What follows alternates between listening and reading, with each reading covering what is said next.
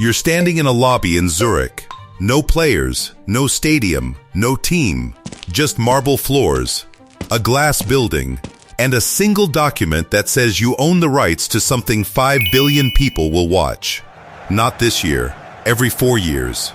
That's it. That's the whole thing. And here's the part they don't put in the brochure. You don't need to win anything. You don't need to understand football. You don't even need to like it. Because the men who built this seat, they understood something most powerful people miss.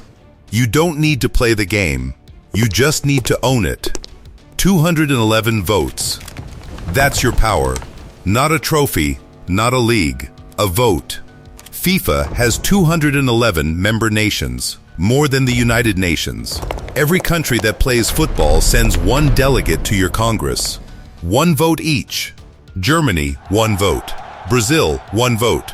France, 1 vote. Samoa, 1 vote. Bhutan, 1 vote. Montserrat, a Caribbean island with 4,000 people, 1 vote. That sounds like democracy. It isn't. It's a leverage machine. And one man understood it better than anyone alive. Here's how FIFA makes its money. Nothing, nothing, nothing, then everything.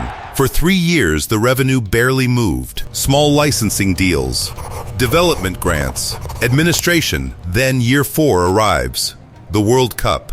In 2026 this year, FIFA is projected to earn somewhere between $9 and $15 billion from one event, running for 1 month. In 3 countries, $9 billion, 1 tournament, 0 tax. FIFA is registered as a non-profit, a charity. It pays almost nothing in Switzerland. And every country that wants to host the tournament signs an agreement, a legal agreement, creating a complete tax-free bubble for FIFA and every corporation attached to it. Mexico signed it. Canada signed it. The United States signed it. Broadcast rights. The world's television networks don't cover your tournament. They pay for the privilege. Because you own the footage. Every match, every goal, every World Cup forever. Sponsorship, Coca-Cola, Adidas, Visa, Qatar Airways, 9-figure checks to put their logo next to the only event that reaches 5 billion people at once. Ticket sales. The cheapest final ticket in 2026 is hovering around $1,000. Donald Trump publicly said he wouldn't pay. The demand doesn't care what Donald Trump thinks. And then there's the piece most people miss, the host nation. When a country wants your tournament, they don't just build the stadiums. They absorb the security costs, the infrastructure, the roads, the transport, the entire operational weight of staging the event on their soil. You provide the brand. They provide everything else. You take the revenue. They take the bill. That's not a partnership. That's a franchise where the franchisee carries every risk and the franchisor keeps every dollar. Now we get to the part that made men rich and sent some of them to prison. Those 211 votes. Small football nations, the Samoas, the Bhutans, the islands nobody films documentaries about, they have tiny budgets. Youth programs running on almost nothing. Officials making almost nothing. Running organizations that mean everything to their countries. And then delegations start arriving. From countries bidding to host the next World Cup. And they don't arrive empty-handed. There was a man named Jack Warner, head of CONCACAF, the football confederation that runs North America, Central America, and the Caribbean. Charming, politically fluent, the kind of man who remembered your name, your wife's name, and exactly what you needed before you asked. He controlled 35 votes, more than the entire United Kingdom, more than every major European football nation combined.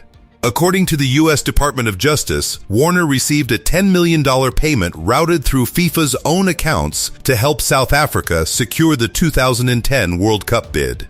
He denied it. He was never convicted. He flew home to Trinidad. He sat in his house. He gave interviews. He remained a free man.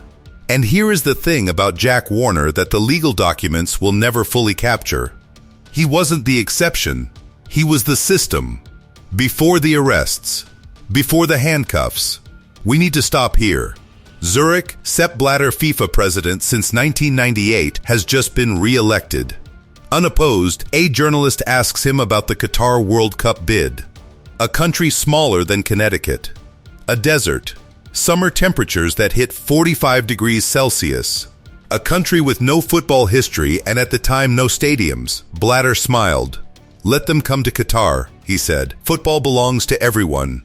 3 years later, construction began.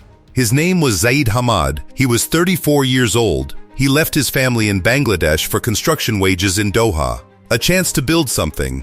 A chance to send money home. He never came home. According to the International Trade Union Confederation, at least 1,200 workers from India, Nepal, Bangladesh died during World Cup construction in Qatar. Men who left their families for a chance at a wage. Men whose names appear in no ceremony. In no FIFA statement. In no moment of silence before a match. FIFA has $4 billion sitting in reserves. A report commissioned by FIFA itself, paid for by FIFA, recommended compensation for injured workers. For the families of the dead, FIFA has paid zero. To anyone. Football belongs to everyone. Unless you're the one building the stadium. May 27, 2015, Zurich, 6 a.m. The Boro Lac, one of the finest hotels in Switzerland. White tablecloths. Lake views. The kind of place where serious men do serious things in quiet rooms. 7 men are asleep in their suites. FIFA vice presidents. Senior executives. The people running world football. At 6 in the morning, Swiss police knock on the doors. The U.S. Department of Justice had unsealed a 164-page criminal indictment. 47 counts. $150 million in bribes. 2 generations of football officials. Wire fraud. Racketeering, money laundering. A criminal enterprise built inside the organization that runs the most beloved sport on earth. They walked them out of the hotel in their robes. The world watched. The headline said, "This is the end of FIFA as we know it." Sepp Blatter, the man who had run FIFA for 17 years, who had built the machine, resigned 4 days later. 4 days after being re-elected to a 5th term by the very Congress that had just watched his colleagues arrested in their pajamas. And then, the world waited. Nothing changed. Not the structure, not the votes, not the system. Russia kept their World Cup. Qatar kept their World Cup. The votes were never retaken. FIFA needed a clean face. They found a Swiss-Italian lawyer named Gianni Infantino.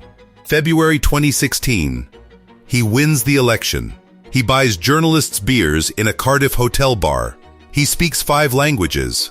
He's warm, approachable. He promises transparency, accountability, democracy. He looks directly into the cameras and says, "I am FIFA." And FIFA is the world.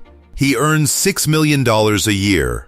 He receives a private jet provided by the state of Qatar. He moved to Qatar while personally overseeing the 2022 tournament. The tournament awarded by the system he was elected to dismantle. He moved to Florida, no state income tax ahead of 2026. When he expanded the Club World Cup from 7 to 32 teams, the revenue increase triggered a 33% bump in his personal bonus. He is already running for re-election. 3 confederations have already pledged support.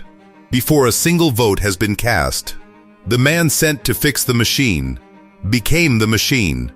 Here is what makes this hard to walk away from cleanly. Those 211 votes, the same structure that enabled Qatar, that enabled the bribes, that enabled 24 years of organized corruption, also funded football in places no one else would touch. The pitches in the Pacific Islands exist because FIFA sent money there. The coaching programs in Central Africa exist. The youth tournaments in the places nobody films exist. FIFA has distributed over $5 billion in development funding since 2016. That's real. That's not nothing. That's kids playing football who wouldn't otherwise have a field to play on. Those 2 things, the corruption and the development, are not contradictions. They're the same strategy. Give enough to enough people. Keep the machine running. And the machine keeps printing money. You own FIFA. The money will arrive whether you deserve it or not. The votes will come in whether you've earned them or not. The World Cup will happen whether the world respects you or not. Every man who has ever sat in that chair has eventually had to face the same question. The question Blatter never answered. The question Warner is still not answering from his house in Trinidad. The question Infantino is not answering on his Qatar Airways flight. How much is enough? History suggests nobody ever found out, and the chair is still warm,